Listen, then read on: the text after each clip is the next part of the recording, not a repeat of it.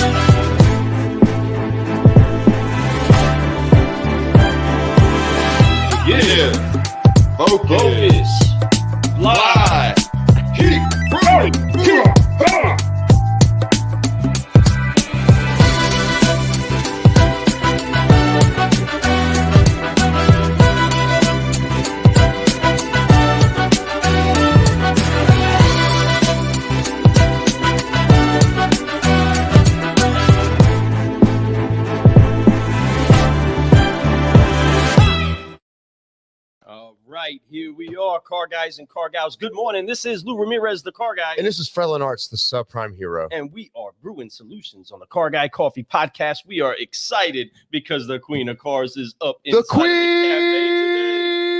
of cars. That's right. We're so excited about this. We're pumped up about it. Man, this has been something that we've had set up for a little bit. We finally found the time, and we're sitting down, and we're going to have a great conversation today. She's somebody who's been in this industry for almost 4 decades, somebody who's made changes in so many different ways, has been from one coast to the next, right? All the way from West Coast, right? And now she's over here on the East Coast right now. Difference, it's a sunrise state compared to a sunset state, right? And she's just changing things up. But she's been doing this industry for so long that she's seen so many different things. She's seen the good, the bad, the ugly. And she also has seen a lot of amazing things shift, and she sees what's going on today. She's coming out, and she's somebody we met on Clubhouse, somebody that we've had an opportunity to hear her speak. And I know if you've been on Clubhouse and you've heard her speak, you know the passion that she has about this business, the passion she has about life. So we're really excited to have a great conversation with her this morning, to be able to get motivated and talk about the state of the union right now of this business right now. There's so many things going on. You know, Lou and I, we like to highlight all the great things. We do talk about some of the bad things. I'll tell them straight up, and I've told this to Diane yesterday. I believe 90% of dealers are failing, and they're doing it in a worse way. They don't care about their employees, nor they do all these things. There's about 10% of them out there that do it extremely well. And the 10% that are doing it, yeah, they make the business look great in their own way, but the 90% are making it look horrible. That's why so many customers hate coming to dealerships, why employees don't want to work at stores that are ran down, that should be highlight stores that look good, but instead they have bad conditions. They don't allow people to grow. Matter of fact, they make people sick to come work there. But that being said, there's so many things we could talk about in this business, but the great things about this business are people like Diane, the queen of cars, people like my brother Lou Ramirez, the car guy, right? And so many others that we've had on our show. And my favorite part of our show so far, out of almost 2 years, it's not quite 2 years, you know, we're about, 4 months away. Yeah, we're about 4 months away. Anniversary. 20 months into it almost now, about 19, 20 months in. And the people we've interviewed, my favorite have been the women so far in automotive. So far, they have been the most eye-opening, uplifting people that I've met. That women have to work harder than men in most cases to be able to get the positions that they receive. It's serious because they get overlooked because they are a woman, and it's sad. And it's been like that really for the whole career. And to see where women can go and take themselves and uplift themselves and each other to a higher level, it's been beautiful. And that's all Lou and I want to do. We just want to be a little part of that to help that a little bit. I'm not saying that they need our help, but we want to pass that mic just like that to them and let them know we're here to listen to you. We're here to hear what you have to say because what you have is valuable, more valuable than so much more than you can imagine. So I'm ready, man. Are you ready? Let's do this. I'm pumped up. We've had an incredible time getting to know her inside of different room settings where she gets the chance to be boisterous about her opinion, which we honor that. We love that. But she doesn't just bring opinions. She brings truth. She brings genuine facts and realness to a conversation. And that ultimately is why we are brewing solutions with the Queen of Cars herself. We are so thankful that some of you are jumping up in here and having a blast. Good morning, Laura. Good morning, James. Good morning, David. How are you, Charles brother? Higgins up in the house. What's up, Charles? And so many others that we don't see the name because it doesn't pop up here because it's coming on some weird Facebook page that doesn't show. But everyone who's watching, if you're commenting, please keep commenting. We will respond. We do love you. We do appreciate you. And I know Diane is excited. So I'm excited to get her on here. She's a jitterbug. I love it because she's constantly moving. I've been watching her down at the bottom right now. And she's got look at that smile. But anyway, we're gonna get her on the screen. We're gonna get excited about this because she has so much to talk about. We have so many questions we want to ask her. So let's do this, man. So today, you guys ready to rock? You guys ready? Today is the day. Today is the day that we bring you the queen. Royalty in this house. We bring you the Queen of Cars. Her name is Diane Uzelac.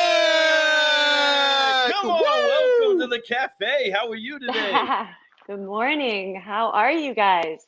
Awesome. Cheers to you. Glad you got a brew ready to go. Ready? We got the queen up in here. We got the queen. Bow down. We appreciate you for being here. Thank you. We hail you, my friend. We appreciate you being here. I know that you have so much to talk about. I love your energy already. You got this spark inside of you that I absolutely love. And look at the kitty cat right there with the pretty fluffy tail. So cute. I love it. Enjoy it. That's family right there. So good morning. Yeah, this is my baby. The next generation right here. Since I'm an empty cars right there. Become my kids. Yeah. It's the cat of cars. So the cat of cars. Glad that you're here right now. Thank you so much for Tim, Facebook user, Chad, everybody jumping up inside of this. And thank you. Say welcome to the queen. Go ahead and give her a coffee cup emoji. Drop that inside of the comment in there, say hello to her. So she knows what's going on. But we are so excited that you are here today and pumped up to have a good cup of coffee and a conversation. No doubt. And make sure that people understand what it is that's so great about the queen and why it is we are so blessed to have her in the business. We are thankful, again, just for the relationship as friends. We thank you for you always keeping it real with us and you always being a consistent contributor to those up in the club, right? Making sure that they're getting the words that they need and you're also sharing your heart. And we always appreciate it. You're always a consistent, great contributor. So we clap for you. But everybody... The queen is here. Gotta do the queen wave. She knows the deal. She's done that wave a time or two. So let's see.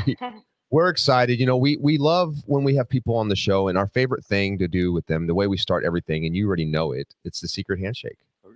It's the 3 F's. We got to get it down. So get that coffee cup, set it down, and let's get this thing going. And then you can bring it right back up after this. But we got to get you initiated into the club. And this club is exclusive. These solutionaries, the certified solutionaries are amazing people. They're people who are making a change. You start off with love, faith, honor, adaptability, and of course, you have to have consistency in all those things. And you are exactly all those things. So we're excited to have you here, have you jump in this club of the forgive, focus, and fly, the 3 F's. Folks, if you don't let the weight of unforgiveness go off your shoulders and off your life, you're never going to be able to grow. You're going to carry that weight. You know how much harder it is to climb a hill with all that weight of unforgiveness on you? You'll never make it to the top. You'll quit halfway up. You'll get tired. You'll want to unload it. Unload it all, let it go, because it doesn't matter. Everything that we've done in the past is done. The past is the past, right? That's right. We have to look forward to what we're doing right in this moment and try to be able to give ourselves the best future in the future, right? So we have to forgive. We have to focus on what we want so we can fly to where we want to go and keep growing. So let's do this together. Let's make this happen and enjoy it. Ready? We got the queen of cars about to forgive folks. Oh my goodness. Yeah. Let's do what it do. So go ahead and cross your hands one time on them shoulders. That represents that weight of unforgiveness. You're going to wipe on off. On 3, 1, 2, 3. Forgive. Focus. Focus. fly, and keep growing, keep growing. Yeah. Growing. That's what I'm talking Welcome to the about. club, Yes. my friend, my That's the sister. queen, We are everybody. about it. The queen is now dubbed the Forgive, right. Focus, Fly Queen right now, That's right? Let's make this happen. No, you got to keep growing, folks, and we just keep it moving. But hey, this 5-liner is going to be a lot of fun. I have a feeling that she's going to answer these questions so gracefully and with just such love and passion and truth from her heart, because that's how she speaks. So my very first question for you, it's your why. What drives you? What makes you get up every day and say, I'm going to be the best version of Diane? Wow. Okay. I love that question. So first of all, I don't know if am I like showing you people every No, you're not showing anything at all. All right, good. I don't want to be flashing anybody. So my why has shifted, right, over the years. In the beginning, it was all about the money, right? Succeeding. And I was raised in a culture of he who dies with the most toys wins, truly. That's how I was raised, which is, an interesting story in and of itself. Mm-hmm. But in the beginning, it was why. Then it became my children, right? Providing for them, giving them a life that I didn't have. And then now it's actually shifted to impact, helping people change their lives. So it's shifted over the years. And I believe that it has to shift. Otherwise, you become stagnant and people don't grow. So if you're not constantly changing your why, then I just feel like sometimes you hit a brick wall and you need to reset. And sorry, oops, are you still with me? We're here. We're with you. We're here. We are, and we can hear you. Guys. No, you're still here, my friend. Okay. If you can hear us, you're doing great. Don't worry about all that. Awesome. We're just happy to have you here. And that why is so amazing. And what I can tell you, Diane, is that I absolutely feel where you're coming from. When I first got in this business, I was very much on that same plateau, same growth mode where it was just about the money. It was about getting the fancy things, having everything I ever wanted. Oh, living that lifestyle of, hey, I'm that car guy that's got the hundreds of dollars in my wallet. I'm that car guy that drives a nice, beautiful vehicle, right? The one that has a nice house, has the good looking woman on his arm, that's really rocking the Rolex, right? All those things that we perceive what success is in this business. Mm-hmm. All the things that we look at as, oh man, that's what I want. Don't get me wrong, those things are nice. I love the Rollies. I love the nice cars, nice house. But that is a byproduct of doing what you're doing now. That's right. It's a byproduct of doing the right things. Money in abundance comes to us by putting work towards our faith, right? Mm-hmm. And if you constantly put work there, you're going to harvest a beautiful harvest. But we have to plant those seeds. We have to do these things. We have to be honorable. And what you've found is that, what I've found, at least for me, and I'm sure it's the same with you and with your experience, there's no doubt that the more that you do it for your heart, for one, the money comes even better. Two, you live more fulfilled. You don't go to bed feeling like, what did I do that was so horrible? Instead of you're thinking how great your day was and how many people you impacted. And that's something that I know the Queen of Cars is doing right now. She's impacting people. She's making changes in people's lives. Even if it's just the fact that she's helping people by talking to them, explaining her story, hearing her story, telling her whys, and these few other things that we have going on today that we're going to be asking you. But having that why is a big deal. You know, Simon Sinek, and I talk about him a lot. I absolutely love it. And that's why I asked that as my first question, because he says it all starts with the why. You know, and then I've heard people also say it starts with the why, but you have to have a burn. You know, there's this burn inside of you, and that drives you towards that why. And so you have to have that. What is that burn inside of you? You know, and it's all those things. It's all combined. But it really comes down to is, if you have a burn, you have to have a reason for that burn. What is that why? What really makes you want to go? And it's because you want to help people. You've already accomplished those things. You are the Queen of Cars. You have done this. You've been and you've helped others grow. You've trained people. You've shown people, F&I departments, how to do the right thing, how to sell the right products, how to actually push those products to make sure that their customers get what they need. You know, and you've done that, and you've done it for, like I said, decades. And you're somebody that absolutely brings so much value.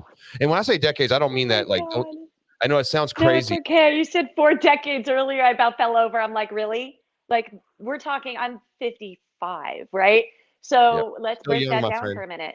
Like, that's way more than it's almost my entire adult life. It's pretty much.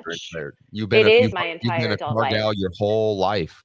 And 17 years old, I started in the car business in Los Angeles. Amazing. Right? So one of the most progressive competitive car markets in the world. I started as a 17-year-old girl. So, and I mean, there were no women in the car business back then. But I don't want to get off this. I digress. I don't want to get off this topic. No, you talk. I know you're talking. This is the why, and I love it. Hit it. This is you. We want the authentic queen of cars. So for me, since the day I came into the business, this is the reason that I got into the business, was to impact and change the business. Because at the age of 17, I was looking for a car, and I wasn't old enough to sign the paperwork. I went to 17 different dealerships in Santa Monica. There's like Santa Monica Boulevard is dealer row. And so I went to 17 different dealerships, and no one would test drive me. And I went to the 17th store. It was a Mitsubishi dealership. And same thing happened. You know, salesman came up to me. I told him what I was looking for. He asked for my driver's license and insurance. And that's when we got into the age thing. And he said he couldn't take me on a test drive. And I was walking back to the car in front of the dealership, got in the car, and this other guy comes out and he says, "Why are you leaving?" And I said, "Because that guy won't demo me." And he says, "I'll demo you." And I'm like, "Okay." So we went on a demo drive. This is the first guy from 17 stores that has taken me on a demo. Okay. Pulls me to the side. "What are you looking for? What are your hot buttons? You know, what are your concerns?" This guy uncovered all my wants and needs and what my objectives were in my search for a car, right? Yep. And he sold on all of those points. And by the end of the test drive, I was done. I wanted that car. I was salivating. I was so excited. Like, where do I sign? And of course, I wasn't old enough to sign. And so I basically had to bring my dad back. But this guy loaded my lips so well that I did such an amazing presentation for my father. Not that my dad was ever going to buy this car for me. I had been given, I think it was, and I was buying the car. I was working. It's a long story, and I might explain this someday. But I was on my own at a very young age, and so was working a couple jobs and in school, and so he had given me a budget of $5,000. Okay. And $5,000 doesn't get a lot of car, but it'll get you something back then, a nice car, you know, Nissan Sentra, whatever. And we went down to the dealership. The salesman did the exact same presentation to a T, okay, that he did on me. Safety was our hot buttons, right? Visibility, all these things, impact, what happens to the car on impact. Those things were hot buttons for me and my father. And so, where did you guys go? So anyway, are you still there? Are you with me? We're here, my friend. We are listening, and we are so excited about what you're saying. All right. So the guy did such an amazing job. My dad was in finance. Okay, keep in mind, my dad was, if I was 17, he was 77. My dad had me at 60. Okay. So wow. This 77-year-old man, this guy sold him a black Cordia Turbo, Mitsubishi Cordia Turbo, 5-speed, bi-turbo. My 77-year-old father was in finance buying everything, the kitchen sink, vehicle service contract, like alarm, paint and fab, you name it. He bought anything and everything that was available in F&I. Whoa. Okay. I saw that. Hi, Don. Hey, Don. So, and I'm just going, okay, and I'm standing outside while my dad's in finance, and I'm standing outside, and the salesman that dropped me is standing out there too, and he's just livid that he dropped me, right? Because now there's a car deal that's happening, full pop, everything in the freaking finance department's being sold, and he dropped the ball. Yep. Because he pre-qualified me. Pre-qualified me. Really? Okay, so I'm like standing there like this on the point. This is the point back then, okay? Right. I'm standing here like this. And I'm like, so how much money do you make? Like the guy's bragging to me how much money he makes, and that he drives a brand new car every few months. And I'm like, really? Okay, because I'm not very studious. I'm 17 and I hate school. But I want to make money and I love cars and I love people. So, buddy, how much money do you make? Okay, he's telling me he makes like 70 grand. Now this is 1980, I don't know, 1983-ish. Yeah. You know, Right. 70 grand's not bad for a little 1988. girl that barely has a high school, like doesn't even have a high school diploma. Okay. And I'm thinking, okay, you know, um, I could run circles around you, buddy. Like literally, I'm thinking in my own head, go, Fact. okay, right? And If he so, can do it, so can I. Got this. yeah. And so, like, I got on, that was my passion. That was my drive. And I was like, okay, I'm getting in the car business. Yep. Well, I went on this journey to find a dealership that would hire me. I went to the same 17 stores in Santa Monica because I lived like 10 minutes from there, right? And so I went down the row. Hey, I'm looking for a job. They wouldn't hire me. First of all, I was 17. Yeah. Mhm. Second of all, you know what? Every single one of them said to me, we don't hire women. Yep. Okay. We don't hire Very- women. Very commonplace in the 80s, 90s, 2000s, Mhm. Surprised how 2010s, many places 2020s. Still say that Today. Today, Yeah. that's what I'm Right. saying. It's still Right. happening. It's sad. Mhm. So I shifted gears. I went to a used car consignment lot where I had kicked tires because that was my hobby apparently as a child and teenager. I just kicked tires on lots. And so um, I went to this amazing dealership called Horizon Motors. We became friends with the owner, and the next thing you know, I'm working for him. And I'm 17. I'm going to auto auctions, and I'm the liner at his little consignment lot in Santa Monica, and teeing up the deals, taking them on demos, even though I wasn't old enough and I wasn't fingerprinted and I wasn't licensed in the state of California, which you were supposed to be. But I would tee them up for Mike Sexton, the finance manager. Right. Heck yeah. I would tee up those deals and he'd roll the cars. And so um, that's how I really started in the car business, was just kind of going to auctions and lining at a used car lot. And the second I turned 18, I'm like, thanks guys. I appreciate your, the experience. I'm going to go find me a store that will hire me now that I'm 18. Come on. Couldn't Heck find one. Wow. Couldn't find one. We don't hire women. And I was lucky enough that the salesman that sold my dad the car at that Mitsubishi store, because I went back to them, they wouldn't hire me. They said, we know of one store. It's in Van Nuys though, which was 45 minutes from where I lived without traffic, right? Right. And I went down there and they said to me, we don't hire women. But they told me, but the salesman had told me there's a woman there, her name's Dawn. Right? So I went down there. They told me they didn't hire women. I'm like, really? I've heard you have a sales lady here. Dawn, like, what's she doing here? Right? Right there. That's exactly what I did. I had to come back the day she was there. I literally had to come back the day she was there because it was like this top secret thing. I went through 5 interviews with 5 managers. Actually, it was 4 managers and the dealer, Mark Miller. 5 interviews, 5 times. That's 25 interviews to get into the store. Wow. They put me through. They finally hired me, right? Because I would not take no for an answer. I love it. They trained us intensively. It was Miller Imports, which was a pretty big dealer group out there back then in Los Angeles, Wow. very well known. And so they put us through 2 weeks of intensive training. And during that training, every single manager came up and explained their role in the process of the dealership, right? And what they did, how they participated in each deal.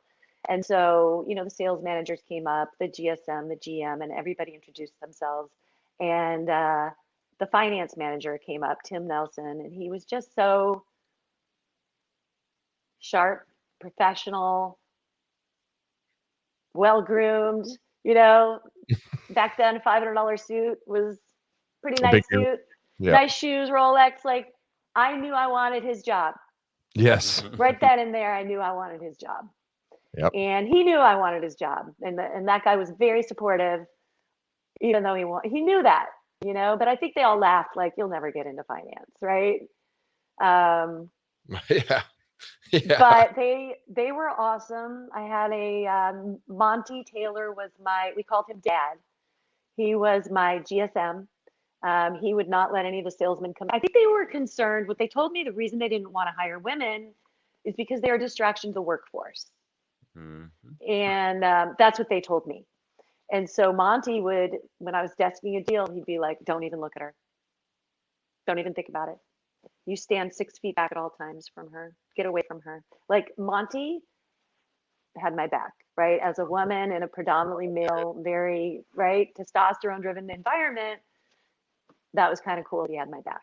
So, shout out to Monty. yeah. Shout out Yeah. I like you, Monty. Yes. Yeah. So yeah, 5 interviews with 5 people, 25 before I got a yes.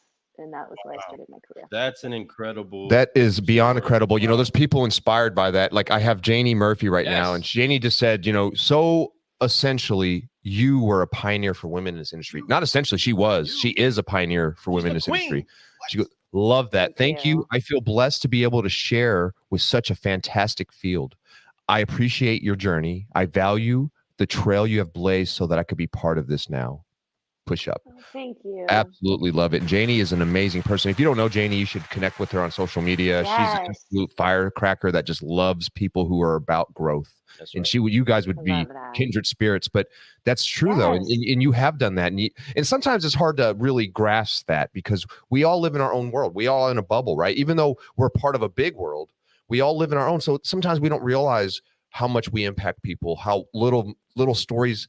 I shouldn't say little stories, when grand stories like the one you just told us about how you got in this business, how you cut your teeth and how you were able to force your way in, literally had to force your way into this business, but that made you even stronger. That means you were destined to be a car person because you have to be that way in order to be very aggressive at this business and be able to grow in this business. No, is to take no's and not be worried about a no. No is not a no. Yes. No means that I have to try a little harder. That's it, right? It's to me, a no is just a complaint. So I got to figure out how I can stop them from complaining, or how do I overcome all the objections that they have in their mind so that they can see that this is the true way of being. And I am so glad, Diane. I mean, seriously, I am so glad that you did that. I'm so glad that you ended up not giving up on your opportunity to be in this business. And I guess their opportunity to have you in this business, right? And you pushed forward and you kept going. And then you got to meet some major people that were great. You know, Monty, for one, I want to shout out to him one more time. Monty, man, way to go. Way to be a gentleman in this business and how to treat a lady like a lady, but to treat her like a fair. It's not even treating her like a lady. It's really treating her like another human being, a coworker, somebody that you can work with and you want to grow, not somebody that you just use as like, okay, she's a female. She's just here for look. No, she is valuable. She has stuff that the guys don't have. 1, empathy. 2, class. Right? Obviously, she has some class because it takes class to be where you're at and to keep moving forward and to deal with the men in the 80s, the 90s, the 2000s today. Men are tough to deal with. I know. I bet I'm around them all the time. When there's not women are too. It's not just the men. Hey, there's no doubt. Their women are. You guys are unique. There's enough to go around for everybody. No doubt. I there is 2 sides to each coin. No doubt. Question for you on that. This is definitely not part of the 5-liner, but about Monty. Did Monty happen to have daughters?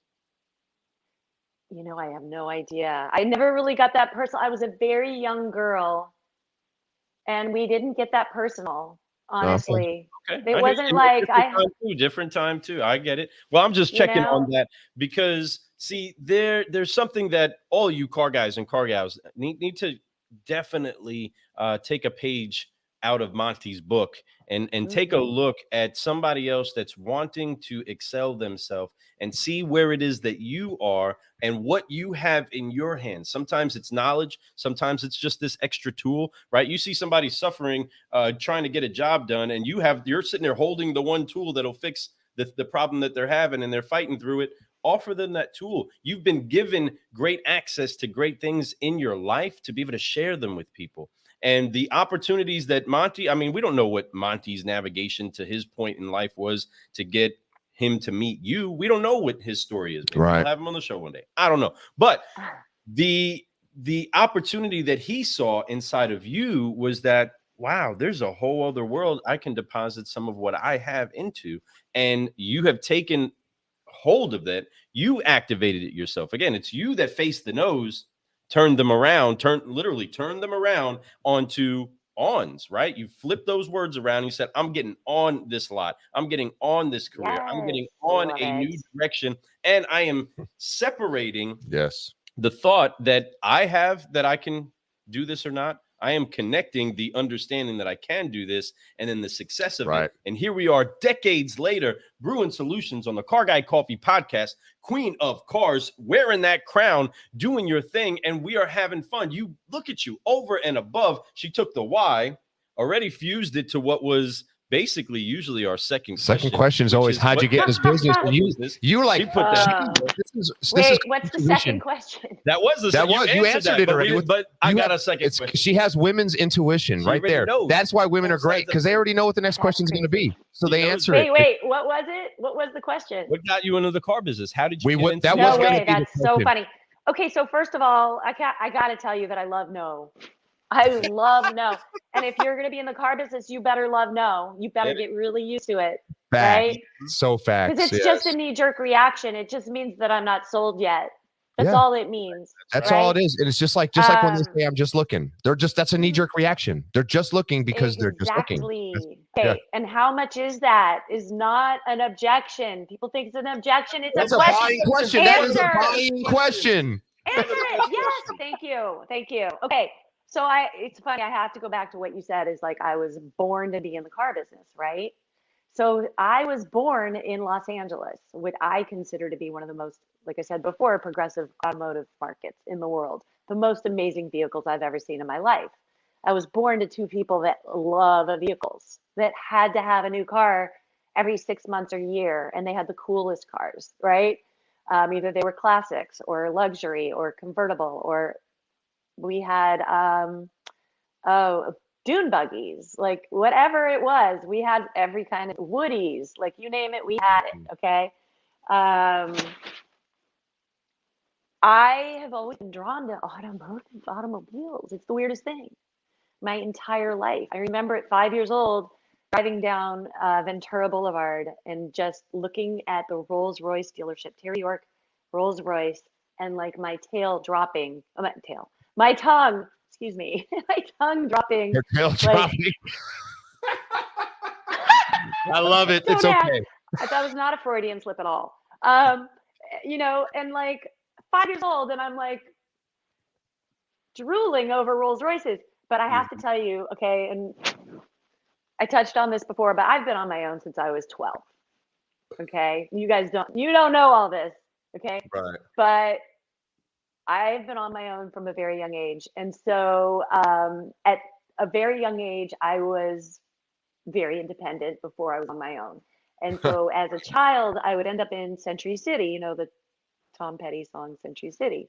Mm-hmm. And I would end up there. And they had this amazing, it was called Roadshow. It was a showroom in the middle between the two towers, the Century Towers, at the basically in the bottom. And it was just luxury cars and exotics. And it was so amazing. And I would go in there, and I was maybe 10, 11, 12, and just kick the tires. And I would talk to the salespeople, and those were my friends. The car salesmen were my friends at 10 and 11 years old.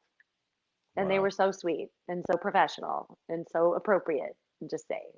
So, but I just had to share that because I think it was destiny.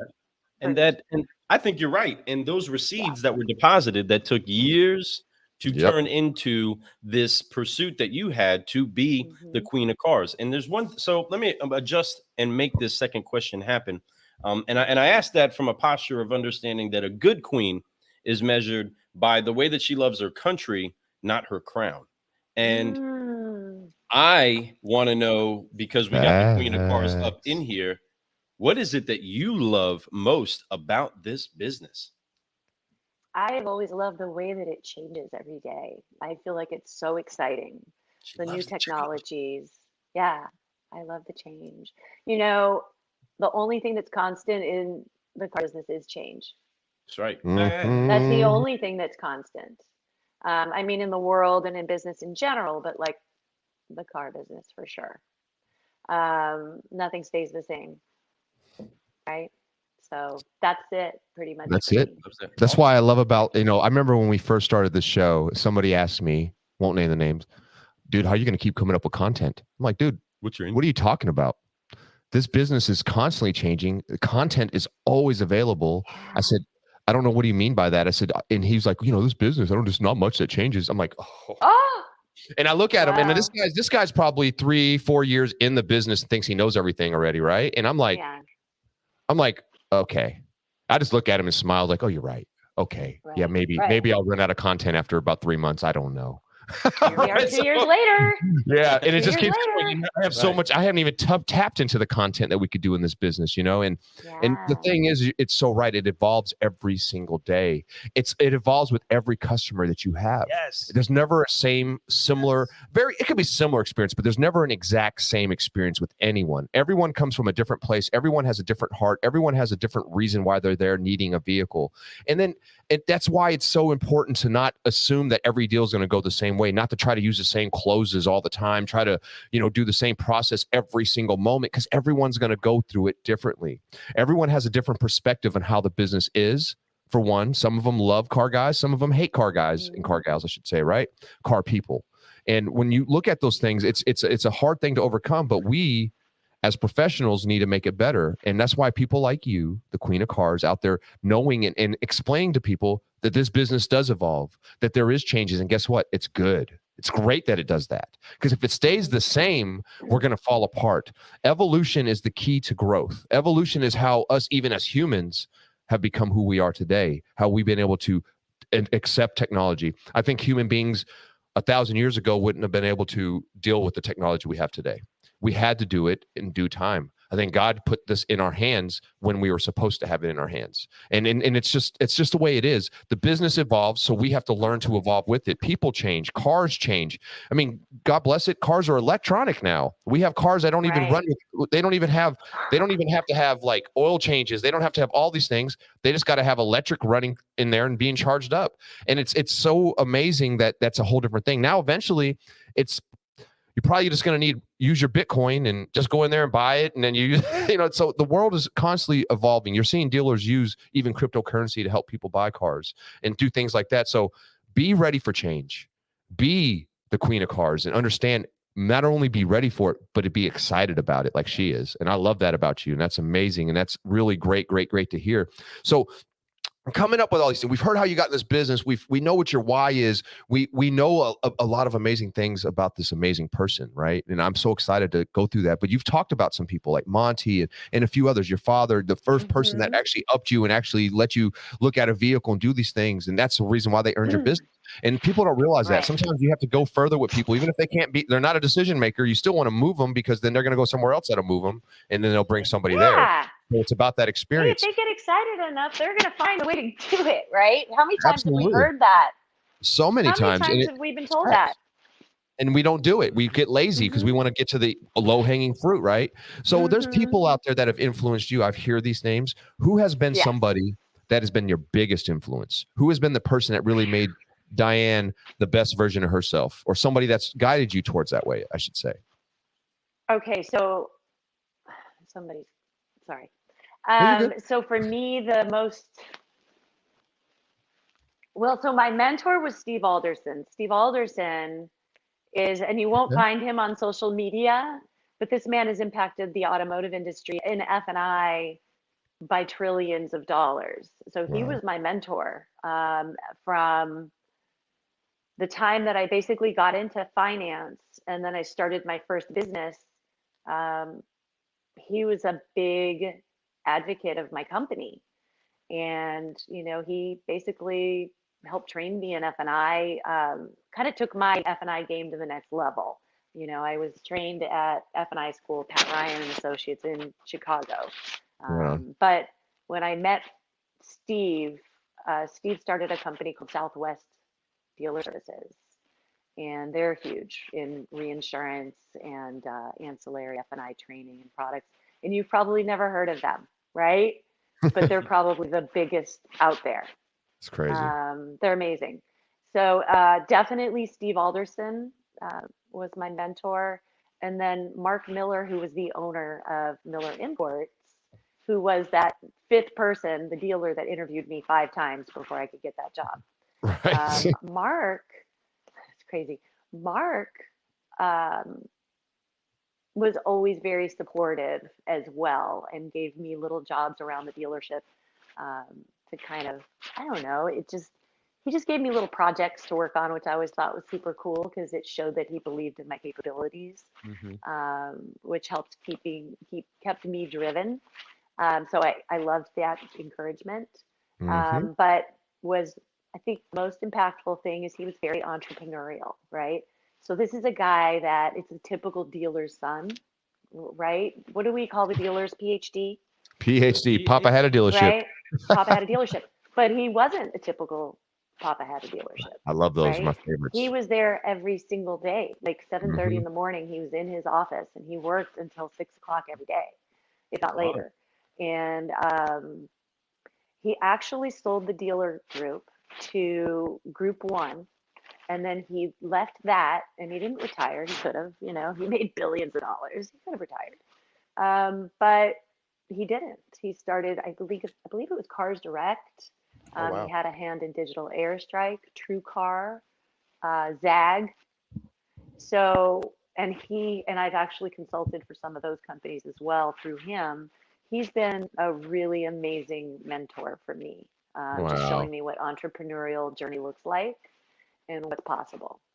So I've had two really amazing men that mentored me that I'm very fortunate for. And there's many others as well. Oh, I promise you. But no women. I'm sure that there's plenty others. And and we're hoping that the more women do end up being that, because I think that's this whole thing, this next generation, people like you, people like the Liza Borches out there. There's I could just keep naming names of amazing car women that we've had on the show and that we haven't had yet.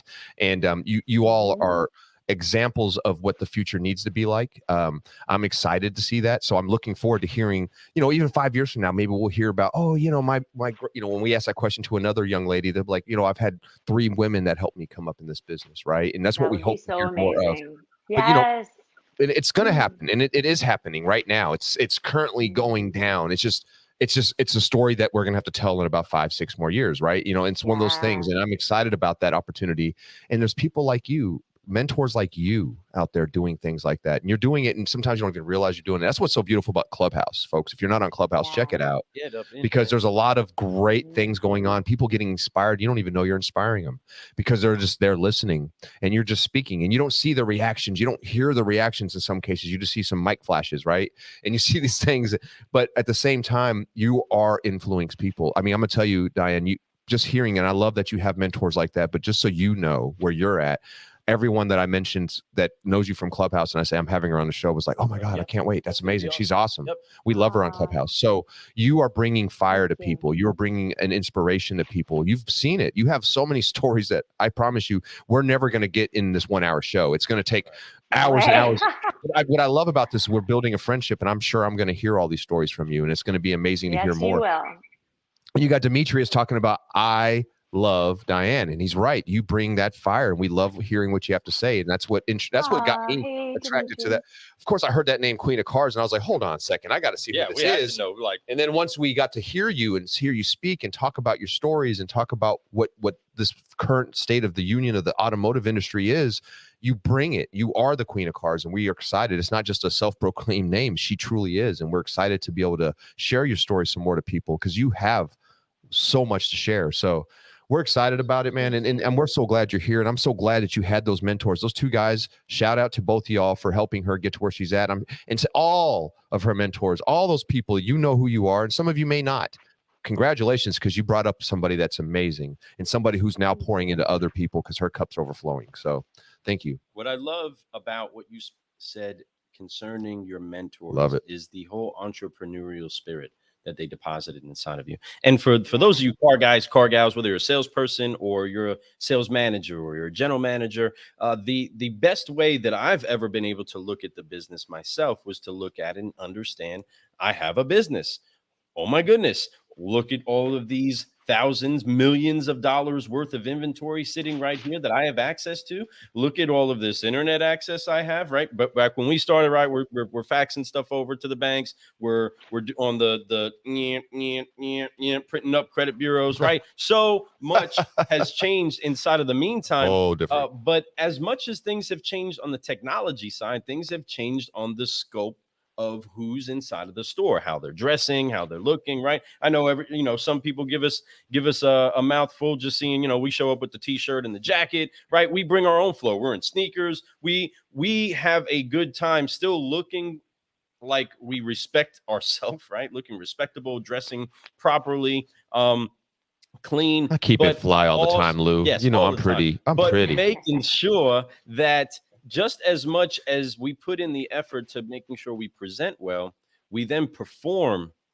to a different level that others start to recognize that there is potential that's great inside of this business. You inspiring people to jump into the car business and break down some of the walls that maybe other dealerships have had up forever. Maybe it's been generational issues. I don't know what it is. All that I do know is that people need to get inspired by hearing women like you that have dealt with way harder conditions to get their foot into the door for the inside of the automotive industry, that right now they can take a look at it, take their stake in what it is that's theirs, and actually perform at a level that makes them become the shining star and the example of what this industry can be. I love it that you didn't let all of those no's at the very beginning stop you.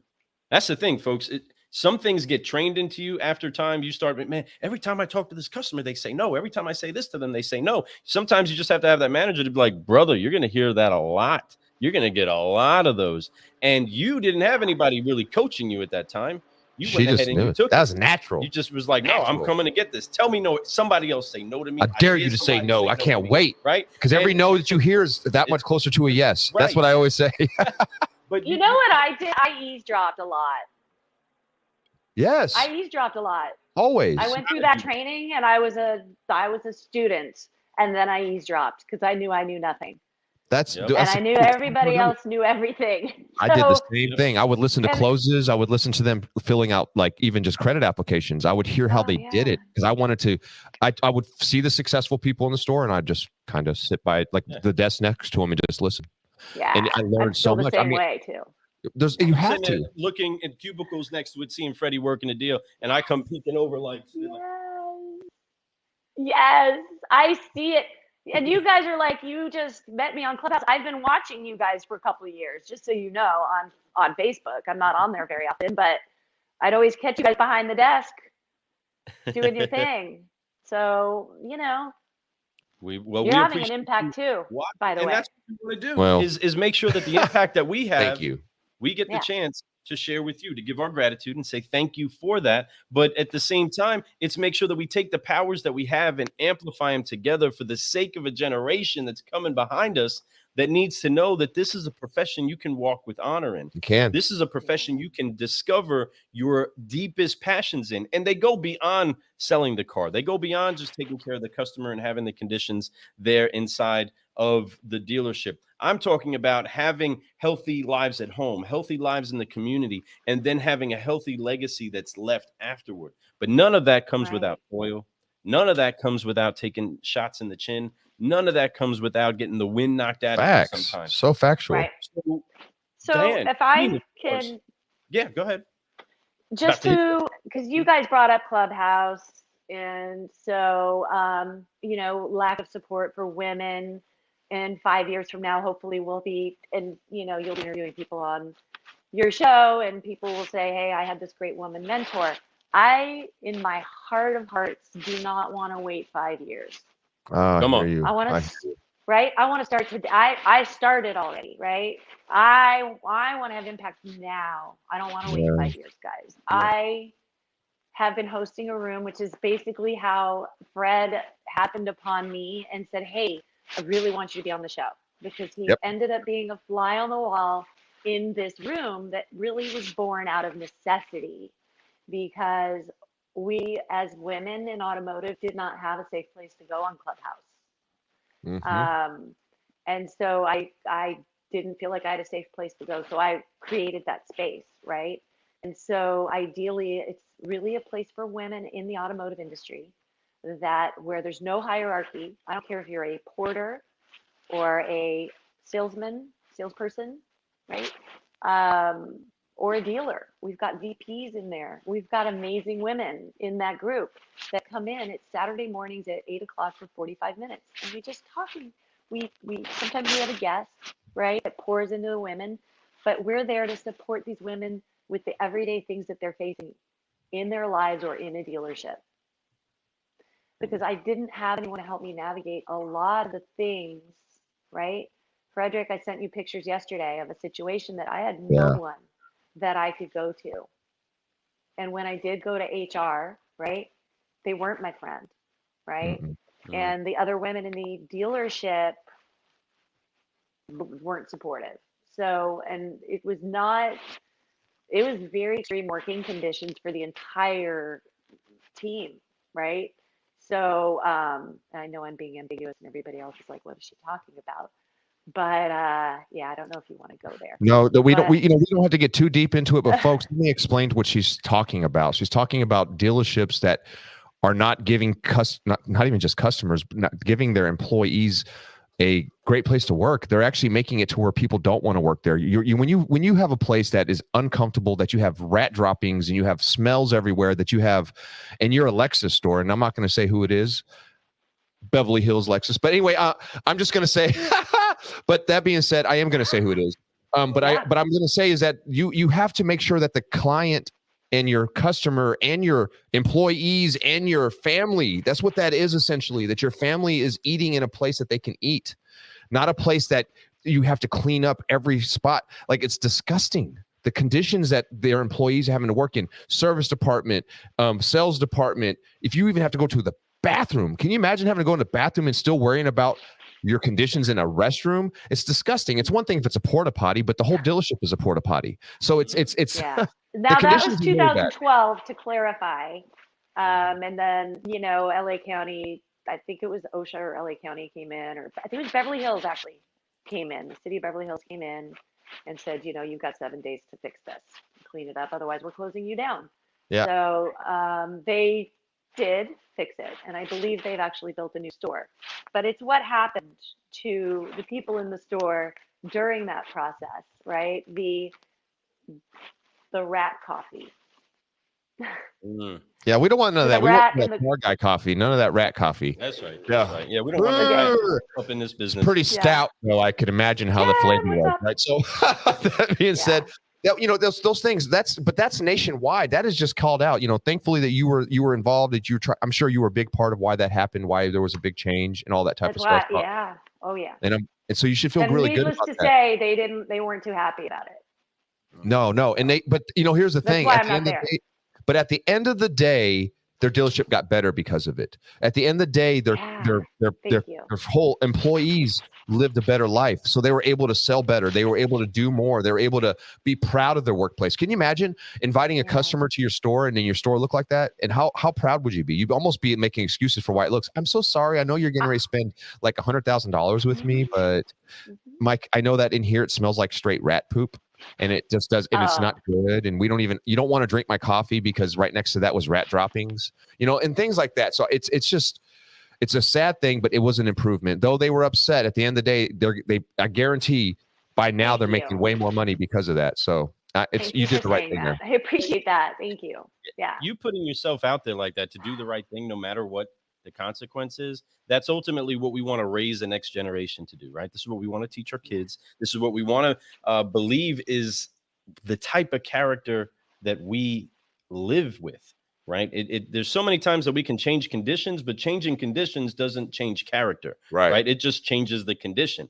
A person that changes their character can affect different things no matter what the condition it is. And I mean, I'm right there with you. I know exactly what it's like working a couple car deals and all of a sudden the roof starts leaking on a customer's head. It fills up an entire showroom, right? We got buckets out all over the place. Let it be a rainy day inside of the store, folks, and you're getting a couple ticked off salespeople because their desk is soaked, right? And adjustments just aren't made. Well, if that's what's happening on the exterior of the boat, imagine what's happening internally inside of your culture. And again, different challenges, different things, all other things that you've had to adapt and overcome as the solutionary that you are. But my question to you, Queen of Cars, is what has been the hardest lesson that you've had to learn inside of your career in the auto industry? Great question. Oh my gosh. That's a really loaded question. Slowly, if you got to. The biggest lesson that I've learned. Yeah, or the hardest car lesson. Hardest. Like me personally, my learned. hardest lesson was. You know what? Honestly, yeah. Go ahead. What was yours? I want to hear yours. Was to remove dollars from titles. That the title didn't matter. Sales is where it's at in a lot of cases, right? You can make unlimited amount of dollars in the salesperson posture, and your title didn't matter. What you did and what you performed and who you helped was most important. Yep. And don't attach the title to anything else. That was one of my hardest lessons to learn. Okay. What's yours, Fred? Ooh. Look at the queen. I love that. She's now we are now the interviewee, right? So what hardest lesson that I had to learn, it's not much different than that, is the fact that it's not about me, it's about the people, right? So when I first started selling cars, I sold cars, right? I did that for 8 years. I was very good at selling cars, but I did not have fulfillment. I did not have true happiness. I made a lot of money, but after about 8 years, you start to realize money doesn't really matter if you're not happy. Right. So what I found was I almost got out of the business. I was like, man, I don't know if I want to do this anymore. Maybe I need to get into a different type of sales because I feel like I'm just ripping people off. Like it's all I'm doing is I'm hurting people. I'm taking advantage of people because I feel like I'm smarter than them. And my closes are so amazing, yada, yada, yada.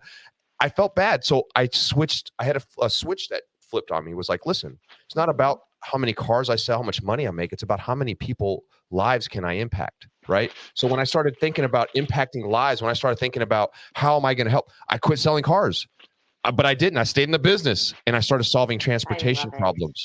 I started looking to figure out what their true pain was, not about how much money I could make. And what I found was I made more money. What I found was I sold more cars. But you know why? Because I was helping. My mission was now to help people. My mission was now to see how many people. I had a reason to be there every day. I had to be like, I'm going to get to work and I'm not going to sit there and just, oh man, I hope I make money today. No, I hope I get to help somebody today. So even if I just had a conversation with somebody, I felt great because I helped them. I taught them how to buy a car, or I showed them the right way to buy this time, not the way that they want to do it, because the way they're trying to do it is wrong, right? Listen, I get you want to do it like the old school ways because guys used to do all this. But let me show you the best way to buy a car. Let me show you how you can educate yourself before you. So I started doing that. I started helping my clients. And then I translated that into other people like team members and friends. And then it translates into your personal life even more because now you're really like exploding and you're so excited. So my greatest lesson was I had to quit selling cars and I had to start solving problems. And when I did that, I became more fulfilled. I love that. Yeah. Your ego just you moved your ego out of the way. What's the point? Right. I'm confident, very confident person. There's no doubt, right? Everyone knows that about me, but I don't have an ego because I do put people before I put myself. And I do care about, I care about people. I have empathy. I have all those things and all those traits that amazing women like you have naturally that it took me time to learn, right? It took me years of doing the wrong thing and living unfulfilled and not being happy and still wondering like, how do I have all this money and have all the great life, but I'm still like upset about going to work every day. Like, I hate this job. I don't want to go there because I was hurting people. When I started helping, it changed it. So that was my hardest lesson. And I appreciate you asking that. Thank you. I love you. You're awesome. Oh, I love you too.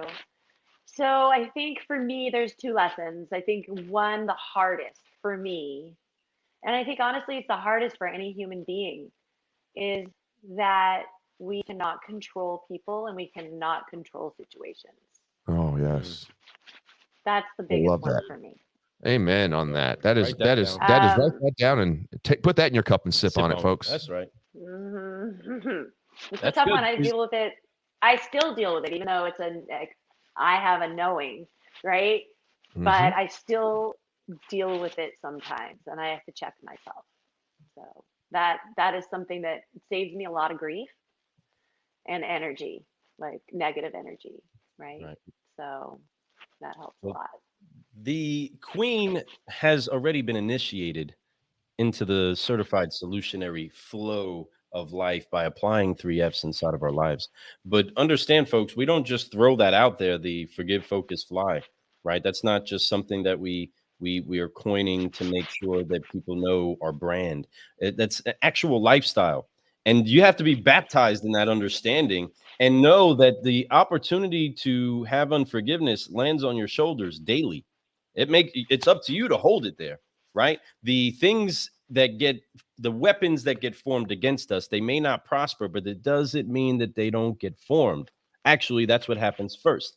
The weapon gets formed and it's against you. Now, you can either cower away, you can either reduce the level of character you decide to keep in those events, or you can rise to the occasion, determine that, hey, the reason why I speak and say these things is because I'm supposed to overcome others so that others can see the way too.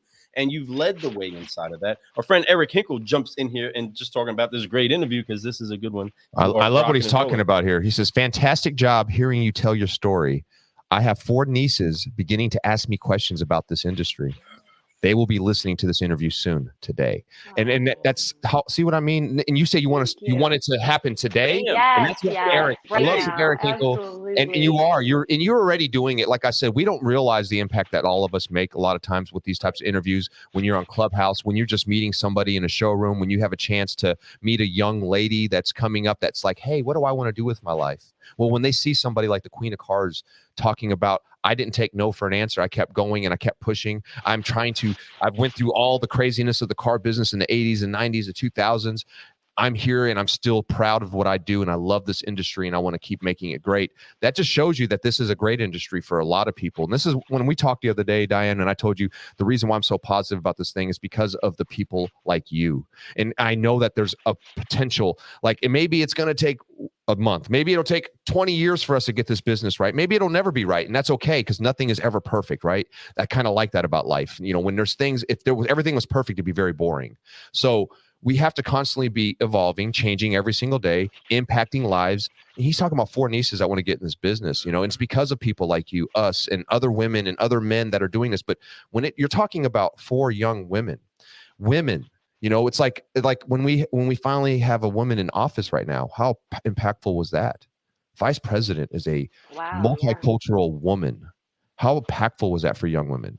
And to see women like you, I'm telling you, to see the Queen of Cars sit here talk about, she was told no, that she still wanted to be in this business. She was 17 years old, that she pushed and she pushed and she finally got it. And then she had to take a position where she really wasn't sitting, but she was passing it on to other people. And the day she turned 18, she said, I'm going and I'm finding me a real one and I'm going to make this happen. And you did it. And look at this, 38 years later, look at you. Yep. Look at you right here, right now, with a smile on your face, loving this industry, trying to share your story so other people hear it, so that 4 nieces that are in a completely different area than you're at, you may never even meet, are going to be influenced by you because somebody like Eric Hinkle, mad shout out to Eric Hinkle, is out there doing amazing things, and he has nieces that are interested in this now because of women like you. And that's what's great. So I'm so thankful that you're here and we're sharing the story. You guys are amazing. This platform is amazing. Thank you for supporting all of us women, me, Jennifer, Liza. Like, you've had some amazing guests. And Eric Hinkle, definitely tell, you know, I don't know how old your nieces are, but Women in Automotive is a great organization. It's a conference a couple times a year. And for me, I don't feel like it's enough for us to be able to pour into these young ladies or whatever age. Every single week, I just feel like this is an opportunity for us to kind of be in a little intimate place, and we can share some of the things that are going on in our clubhouse room. So women in automotive are important. Women in automotive. But you're impacting not just women, you're impacting men and young men and boys. You know, what I mean is, like, they see this and they're like, man, literally, I'm a mama's boy. I'm 100% a mama's boy. So to see women do amazing things, it's no surprise to me. It's not at all. I know how amazing you all are. You guys are way like superhumans. Like, if I was to say if there was real superheroes on the planet, it's women. You guys could pair children. Are you kidding me? You guys, and you do that.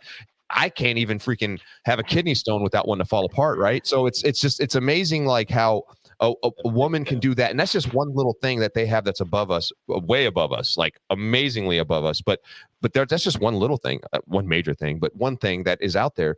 Women are doing some great things. Men are influenced by you. So women in automotive is needed. I love the group. Matter of fact, we want to MC and moderate some of your events. And I know that's something I've been talking about already. We're kind of in the back scenes because we are all about that. And I'm all about influencing and helping raise that voice up. Like I said, it's not, our voices aren't making you all louder. It's just that we're just another platform, like you said, for you all to be able to speak on. And we just want to keep making these platforms more available for women, young women to hear, young men to hear that, hey, this business is great. And here's why.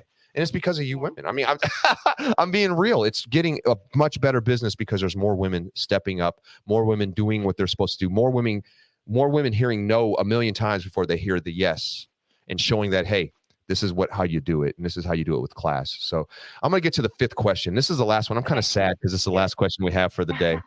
Out of all these things, we talked about your why. We talked about your mentors and what got you in this business and how you got told no so many times. We've talked about your greatest failures. We talked about a lot of things this morning, and I'm so excited that we got to share this for people. But the last question I have for you today is, out of all the work that you've put together, this whole 38 years in this industry, Miss Queen of Cars, what has been your greatest reward? Oh my goodness. My greatest reward. My greatest achievement. Sure. Not monetarily. Whatever it is that you value most. Okay, so I would say the thing that I'm most proud of was being early with the F&I products and the menu selling, but more so was the impact that I had with Gap, and the lenders, right? So nice. In order for finance managers today to be able to sell these products in F&I, okay, so the VSC, the prepaid maintenance, the Gap coverage, the tire and wheel, ding and dent, whatever, there's like 10 different products now, right? Paint and theft. Yeah. So I was the person that got those products approved at the lenders, right? So 1991, right? I got Ford and Wachovia and all the lenders across the board to advance they were only advancing for VSC. I got them to start doing the ancillary products. Wow. And that's why those products are being sold in F&I today, because you can advance for them. People don't have to pay cash for them. We all need to be thankful for you. The other thing was Gap insurance was free on leases, right? First, there was a charge. You guys probably don't remember that, but there was a charge for Gap. And then they started including it on the leases for free because people were so payment conscious on leases, they wouldn't pay for the Gap insurance, right, to be added to their lease. So the banks did it to protect themselves, right, in the event of a total loss. And so at some point, retail Gap came along. Well, it wasn't advanceable. You couldn't, Mr. Five-Liner, you couldn't advance for it, okay, right? So you had to put it in the cash price, and the bank didn't want to know it, and then it took up all your other profit. Oh, yeah. Why would you put in a cost factor you know what I mean? So I got them to advance for Gap. I got the lenders to advance for retail Gap. You're welcome. So that to me is the biggest. That's my proudest. I'm going to tell you, I'm proud of that because I've made a ton of money because I sold those products. So if I want to tell you right now, huge thank you. Thank you for doing that, because as an F&I guy for the last 8 years doing subprime, that's how I make my money. I definitely love VSCs, but my Gap insurance, my tire and wheel, all these things that help me be able to provide the family life that I want and do all these things. And also at the end of the day, it's not just about the money. It's those products are wonderful for clients. I have so many clients that if it wasn't for Gap would have had thousands of dollars left over after accidents. I mean, thousands. And half of them, because they're subprime, wouldn't be able to buy another car right off the rip. They have to get that paid off first somehow, some way, right? So it's so crucial for us to have those products. And subprime, if we didn't have those allowed on the backside of deals, it was because I tell you, I love my salespeople so much that I load front 100% time. Even though I'm an F&I guy, I load the front because if I can get front 100%, I want to make sure my guys get paid because they work hard to get the appointments in. They work hard to test drive, do the features, do all the things that they need to do to get a commitment to buy the vehicle right now. Why would I take away from their gross profit so I can make a little extra money? Unless the customer needs it. Like the customer's like, I have to have Gap. Well, here's the thing.